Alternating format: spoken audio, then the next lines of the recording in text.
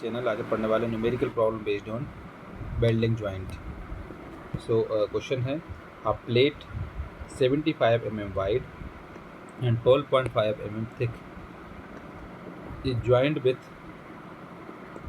another plate by a single transverse weld and a double parallel flat weld is shown in figure.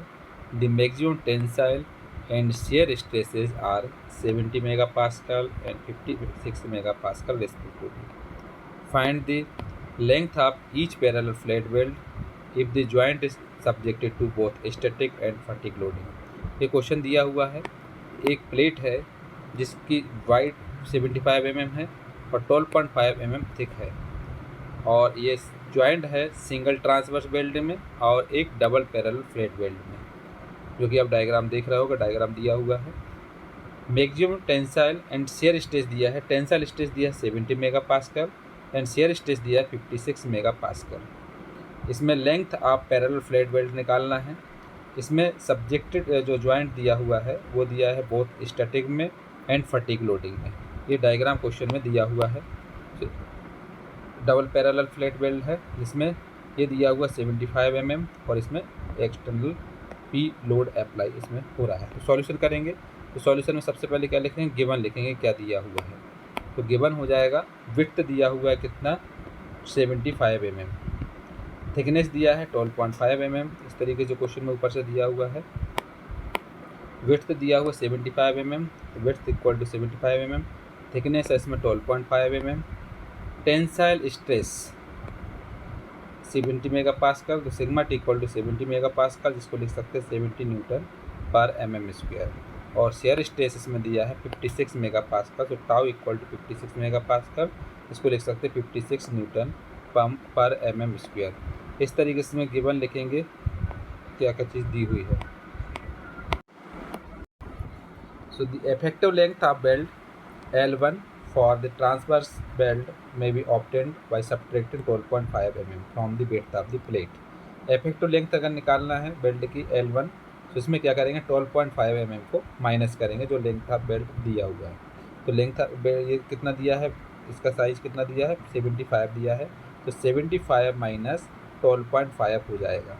इसमें क्या है जो इसमें तो इसको विड्थ से प्लेट की विड्थ से माइनस करेंगे तो विड्थ कितना 75 है, तो 75 माइनस 12.5 करेंगे तो 62.5 mm आ जाएगा L1 की वैल्यू। तो जो L1 आ जाएगा वो कितना आ जाएगा 62.5 mm के बराबर।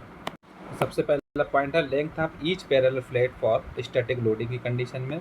सो लेट L2 होगा इसमें length of each parallel flat. So we know that the maximum load which the plate can carry is, ये हो जाएगा P इक्वल टू होगा एरिया इंटू स्ट्रेस। एरिया कितना है 75 इंटू 12.5, वो लेंथ इंटू विड्थ होता है L इंटू थिकनेस। इसमें जो दिया है विड्थ दिया हुआ है इसमें लिख सकते हैं B इंटू टी होगा, विड्थ इंटू थिकनेस रहेगा इसमें एरिया। तो एरिया 75 इंटू 12.5 इंटू स्ट्रेस है इसमें 70। सो सॉल्व करेंगे तो आ जाएगा 65,625 न्यूटन के बराबर। इसमें लोड आ जाएगा कितना, मैक्सिमम लोड कितना आएगा 65,625 न्यूटन। तो इसमें load carried by single transverse belt के लिए आएगा। तो P1 इक्वल टू रहेगा 0.707 S into L1 into sigma T. 0.707 into S जो साइज दिया है वो कितना 12.5 mm है, इंटू L1 है कितना 62.5 जो कि हमने निकाला हुआ है जस्ट पहले, और जो टेंसाइल स्ट्रेस है वो कितना दिया 70 दिया हुआ है। इनको पुट करके सॉल्व करेंगे तो आ जाएगा 638,664 न्यूटन के बराबर। तो P1 की वैल्यू कितनी आ जाएगी 38,664 Newton. And the load carried bye a double parallel flat weld. So double parallel flat weld के लिए निकल लेंगे तो P2 इक्वल टू हो जाएगा 1.414 S into L2 into tau. तो 1.414 इंटू S कितना है 12.5 इंटू L2 इंटू 56, ये हो जाएगा 990 L2 न्यूटन के बराबर। So load carried by the joint आ जाएगा P इक्वल टू रहेगा P1 plus P2। So P कितना है इसमें, P दिया हुआ है 65,625, तो 65,625 इक्वल टू P1 कितना है 38,664, P2 कितना है 990 L2 के बराबर। तो इसमें L2 निकाल लेंगे जो कि रहेगा 27.2 mm के बराबर। इस तरीके से L2 की वैल्यू निकालते। तो L2 कितना आ जाता है 27.2 mm के बराबर। L2 निकाला, उसमें क्या करेंगे, स्टार्टिंग एंड स्टॉपिंग आप वेल्डिंग रन करेंगे तो उसमें 12.5 mm को ऐड करेंगे। तो adding 12.5 mm for starting and stopping of belt run. So we have L2 equal to हो जाएगा 27.2 प्लस 12.5 को ऐड कर देंगे तो आ जाएगा 39.7 से 40 mm। तो कितना आ जाएगा L2 की वैल्यू 40 mm आ जाएगा। नेक्स्ट पॉइंट है length of each parallel flat for fatigue loading के लिए। सो फ्रॉम टेबल में जो स्ट्रेस कंसंट्रेशन फैक्टर की टेबल देखेंगे हम अगर पैरेलल फ्लेट वेल्ड में, तो इसमें स्ट्रेस कंसंट्रेशन फैक्टर दिया जाएगा। So we have the stress concentration factor for transverse weld के लिए is 1.5 and parallel flat weld के लिए रहेगा 2.7। तो सबसे पहले परमिसिबल टेंसाइल स्ट्रेस, तो सिग्मा टी इक्वल हो जाएगा tensile stress upon stress concentration factor. तो कितना 70 अपॉन 1.5, तो यहाँ आ जाएगा 46.7 न्यूटन पर mm स्क्वायर।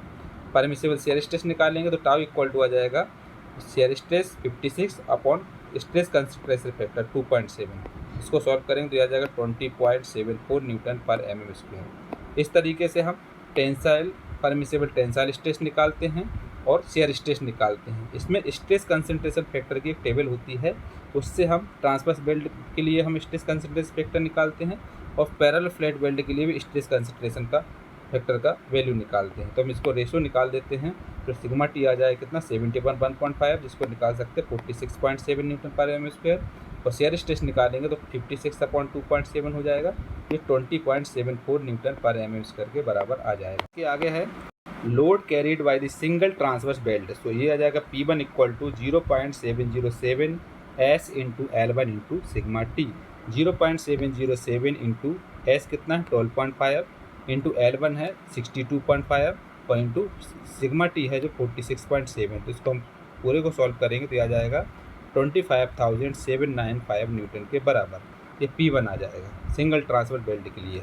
जब हम लोड निकालेंगे डबल पैरेलल फ्लैट बेल्ट के लिए, ये जाएगा P2 equal to 1.414 S into L2 into tau. जब हम डबल पैरेलल फ्लैट बेल्ट के लिए फार्मूला लगाएंगे तो ये वाला लगाएंगे 1.414 S into L2 into tau. और जब सिंगल ट्रांसवर्स के लिए लगाएंगे तो ये वाला लगा 0.707 S into L1 into sigma T. तो इसमें आ जाएगा तो 1.414 इंटू एस है साइज दी है 12.5 into L2 into shear stress कितना 20.74। इसको सॉल्व करेंगे तो आ जाएगा 366 L2 न्यूटन के बराबर। Load carried by the joint P equal to हो जाएगा P1 plus P2। So P की वैल्यू कितनी दी है 65,625 equal to P1 plus P2। P1 कितना है 25,795 ये, प्लस P2 हो जाएगा 366 L2 ये। तो इससे हम सॉल्व करेंगे तो L2 की वैल्यू निकालेंगे तो L2 आ जाएगा 108.8 mm के बराबर। So adding 12.5 mm for starting and stopping of belt run. So ये आ जाएगा L2 इक्वल टू 108.8 प्लस 12.5, तो इससे आ जाएगा 121.3 mm आ जाएगा इसका L2 की वैल्यू। इस तरीके से हम बेल्टिंग रन निकाल लेते हैं स्टार्टिंग एंड स्टॉपिंग के लिए।